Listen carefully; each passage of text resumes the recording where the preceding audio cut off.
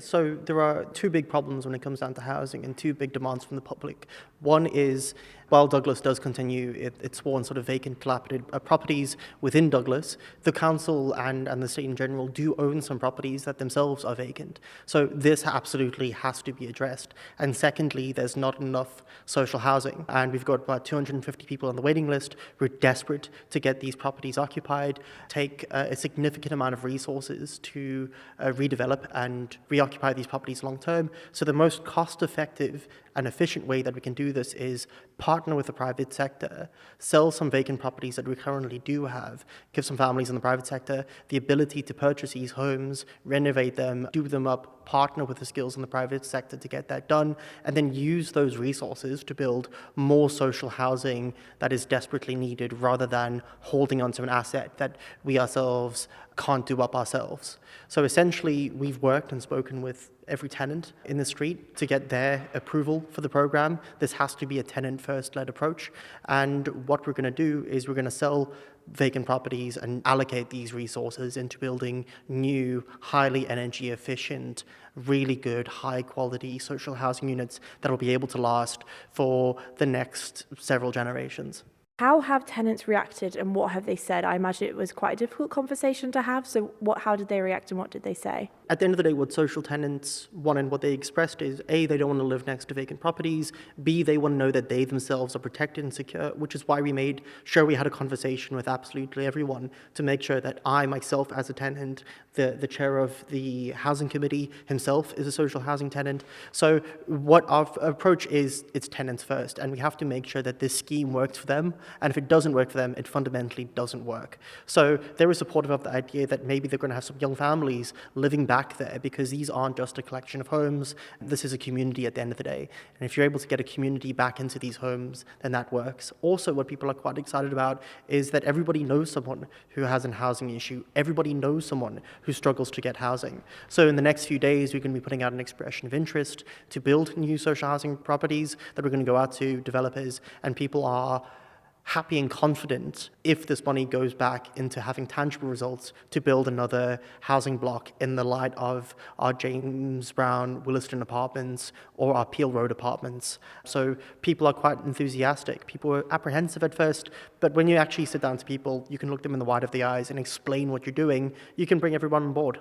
Now, obviously, you are selling 35 houses, I believe. So what are you hoping to get out of this sale and what will you be doing with the money raised from those sales? Okay, so about half of the properties at the moment are currently vacant. So we're going to sell the vacant properties first, get those in. That's a win-win. So the alternative would be to down those properties and rebuild them. The problem with going down this approach is that you end up, A, losing all of the value from a property once you destroy it, and then you rebuild it again. So that might cost maybe £500,000 in the process of both demolishing and rebuilding. But instead, if you sell that property, you're adding to private sector supply, you've increased the total amount of revenue that you receive from that, but then also you're able to build new properties. So it's a sort of double win. So we're going to take this money and we're going to build brand new social housing units, and this money is going to be ring-fenced specifically for the construction of new social housing. What plans do you have for future housing with this money? Have you got land allocated? Have you got anything in your 10-year housing plans ready to go? Our long-term ambition will be to see that the reduction of that housing waiting list all the way down, because there should be absolutely no one in a rich, wealthy society that goes homeless or has to worry about where they're going to sleep that night. So we're putting out expressions of interest in the next few days. Hopefully that this will mean that within the next few years, we'll have a brand new social housing property built. We're about to open up the Williston apartments, which is going to be extremely exciting. People are really excited to be in there. So we're going to be putting out expressions to build more social housing units. One of the reasons why we have to go down a more innovative route is because rather than waiting for taxpayers to pay for new houses, rather than waiting for government to build new houses, if we've got assets that we can use to do this, no one is coming to save us. We have to save ourselves. And this is an expression of a community self-organizing to build more social housing. So we're quite excited about this. How are you selling them? I believe you're doing it in batches.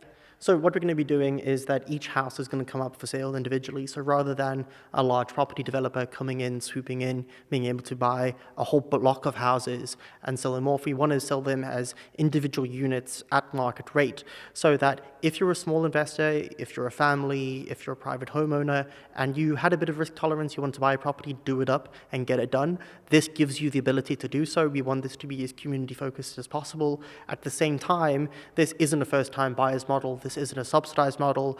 The aim, to a large extent, is to get as many resources as we can in order to invest as heavily into social housing as possible. So that's the route that we're going down here. At the end of the day, what we're aiming to do is increase private sector housing supply, build more social housing, and get rid of vacant units, and hoping with one policy we can tackle all three of these units in all three of these issues with one sort of measure. So how will you be working with sort of like the public sector and the government, and obviously as well as the private sector, I assume too, if you're selling them through the private market? Okay, so essentially we've got a great relationship, or building up a really good working relationship with the DOI.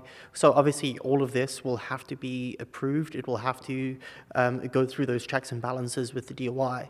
And what we're really hoping is for this really innovative approach that isn't just plumbing into government resources in order to get a project built. They're quite excited about a new innovative approach. No one's really done this before. So we're trying something brand new. The scale of the problem requires us to try brand new innovative solutions, and we're tentatively working with the DOI to get this project off the ground and get it done. So it's quite exciting, and we should see movement on this in the next few weeks.